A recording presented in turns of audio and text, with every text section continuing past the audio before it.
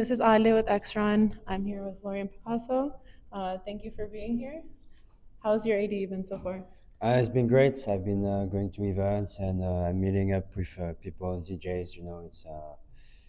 It's the annual gathering of the year. I love it. I get to see people I don't see every day, Hmm. and just meetings and press and just having fun. Yeah, the sheer amount of people Yeah, here, yeah, and it's it's also insane. the 30th year anniversary. So, Really? yeah. Okay.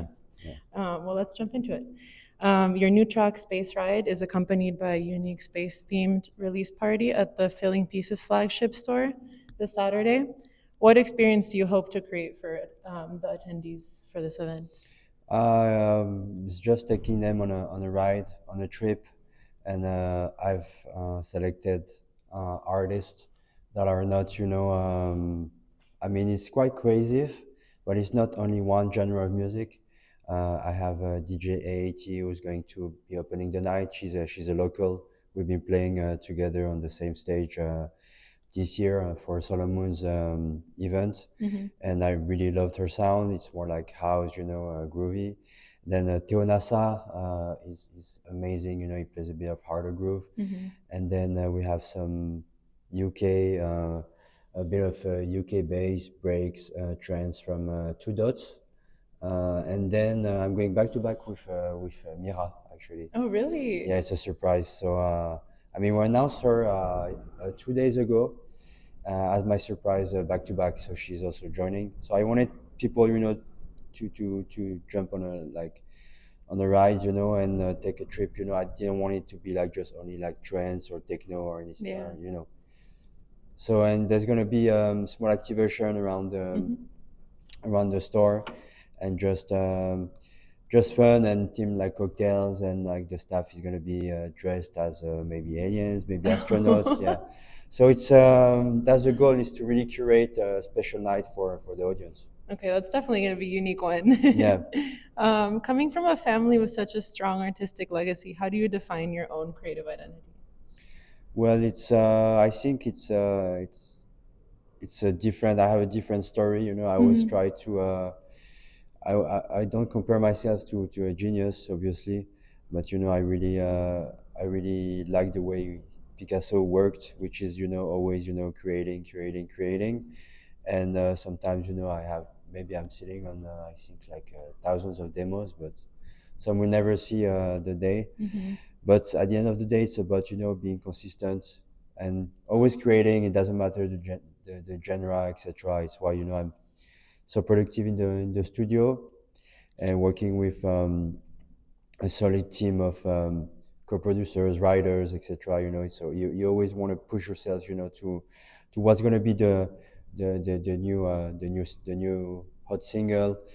But I never go to the studio with like the intention of like creating a hit or creating like a special like sound. It has to be fun. That's what my project is about, to just have fun. Yeah, that makes sense. You've spoken about overcoming insecurities through music. How has that journey influenced your sound from beginning to end to where you are now? It was like it was a learning process, so I've been into another genre of music before, Hmm. EDM. Then I tried a bit of tech house, and now I was trying to figure out for so many years like what I really wanted to do, Hmm. and then I was not really happy with what I was doing personally, and I asked myself the right questions. Why am I doing this? Hmm.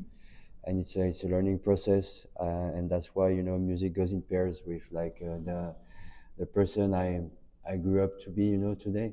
And that's why I feel very confident in what I'm doing now. I've never felt that confident musically, because I felt like now it has a purpose. All this scene, I don't like to call it underground, because there is always the underground of someone, and etc. Like you can always be more underground, but the music I make resonates with like collectives, communities, minorities, always like anti-conformists, always fighting for something, because like in my new production there is always a hint of like real strong house music and techno, and they both come from minorities, like Hmm. queer black people, and I feel like we have to give them more credit for that. and that's why it resonated with me because I was felt like I was an outcast, and also like in terms of sonically house music and techno, it's so rich, so it resonated with me, and this is why I made this transition into this scene. Oh, that's beautiful. um, you mentioned in past interviews that visual storytelling is core to your releases. Can you share how you connect music with visuals when you're Yeah. building a project? So, for example, where I want to put effort into is definitely the visualizers. I work with close creative directors and also talents.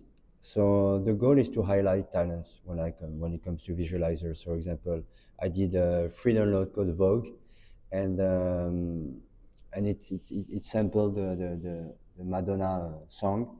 And for the visualizer, I wanted to work with a specific talent from Paris, who's a big dancer, voguing, and he's been in the scene for a long time. And I hit him up and I was like, yeah, let's work, let's do something, because last year I did the party at ADE. He came as a dancer, and I really loved what he was doing.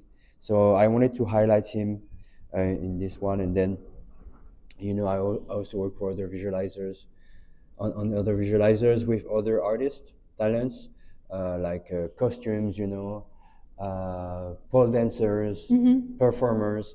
So that's what I'm trying to do in visualizers, always highlight like another side of the community, because you have to see that the scene, I mean, it's not only music, it's a lifestyle, Yeah. it's a culture. So that's my goal in linking the music with the visuals. And I think a lot of other, I mean, even publications have veered more into lifestyle because Yeah. it also just it doesn't make it so monotonous. Yeah, exactly. It's not like, Your okay, events stand out. yeah. I didn't want to be like, okay, let's put the artwork, and hey, here's my track. No, Yeah. it has to make sense, and I wanted to go deeper than that. Yeah. Um, with the launch of DKD Records, what qualities do you seek in artists and tracks when bringing people on, and how do you see the label contributing to the broader music landscape? Well, it's. I mean, we're not in a rush to do numbers. The goal it was never to make numbers, but just again, like highlight smaller artists, and we'll see, because I'm a terrible businessman, and so the latest release is from a Dublin artist called Captain. She's great. She's cutting her own vocals. She's amazing, and now it's a shame, because most of the labels, they look at numbers, like how many streams are you going to perform, etc., how many followers, and then us, we're with the team, we're like, okay, let's not care about this. You can be even someone who made a dope track and has a day job and is a nurse, I don't know, Yeah. but if the track resonates with us, we'll do it. But it's all about good music and people who have a story to tell. Yeah. So that's we're really cautious about this, is to choose like artists rather than just producers. And even if they're like amazing producers, you have to have a story to tell, is the most Yeah. important for us. That makes sense. Very intentional. Um, so on that note, you voiced concerns about the TikTok-driven trends in electronic music. What for you defines meaningful evolution for music versus commercialization? Say again, sorry. So like Yeah. what for you defines meaningful music versus just commercialized Yeah. music? I mean, to be honest, I have nothing against commercial music. I think in the ecosystem, there has to be a space for everybody. Like, for example, like for me, there is a difference between mainstream and commercial. So mainstream, for example, like Daft Punk, you can call it mainstream. Yeah. But it resonates with me, with you, with my mom. She loves Daft Punk, and there is no like bad connotation with like mainstream. Commercial. It's when you have the intention of making a track that will follow trend and only like perform. It's purely performative, and I think when you only think performances, it's where you're killing the art. Like for sure Daft Punk or like Justice or even like a bigger artist uh, didn't go to the studio and Yeah. made the track and we're like, okay, it's gonna be a smash. We need to make a smash, and I think that's the beauty of it, you know. And then now the thing is that there is a big machine behind the business. You know, they always want like more and more. People consume music really, really fast. And, and going back to TikTok, I think I like TikTok, to be honest. I really like TikTok uh, because it pushes, you know, a smaller artists as Yeah. well, and you can really have a moment. I think it has to be used with care and cautious in a way that, you know, you have to create TikToks that are authentic, you know, Yeah. and not follow trends. Like trends are fun, but they're trend, you know, they'll Yeah, it'll just get yeah, swept up with the rest of it. exactly. But there are a lot of ways for us DJs to use this platform. But I've been seeing a lot of DJs using it the wrong way. Like for example, like I give you an example, like Usual. He's from the south of France. Yeah. Also a cool guy. I know him. I knew him since he had his other project as well when it was not working well for him. And what he does for him works for him, you know. You can see he's so comfortable doing it. Yeah. That's why it's working. And now after you see a bunch of other DJs who are doing the same Yeah. mimics, you know, going to the beach and like listening to some music on their laptops and stuff. And it works for him because it's his format. So you have to find your niche and you have to find your format that works. And then if it's authentic, people will buy it, you know. That makes sense. Thank you. Um, what is your go-to way to calibrate after performing high energy shows? Mm, you mean what I do after shows? Yeah, or Yeah. just to unwind. Well, usually, usually before like big shows, I don't. My team and I we have like light meal, and then we end up at McDonald's. Yeah, it's as simple as that. Honestly, I think that's a perfect Yeah. end to the night. And then we debrief on the night, and then I mean like most of my camera roll, if you see, so you have like the pre-show, you have the show, and then boom, you have like videos from McDonald's. Like it's what we like to do. Last time we were in Manchester, we played for Lab 54, and um, and we had an after party in the room with McDonald's, obviously. I very much support Yeah. that. I love a takeout after Yeah, a long it's night. the best. Okay, one final question. I know it's probably hard because you've had a long evolution of Yep. your sound. But if your music could hang in a gallery next to one of Pablo Picasso's paintings, which one would it be, and why? Mm, it's a tough one.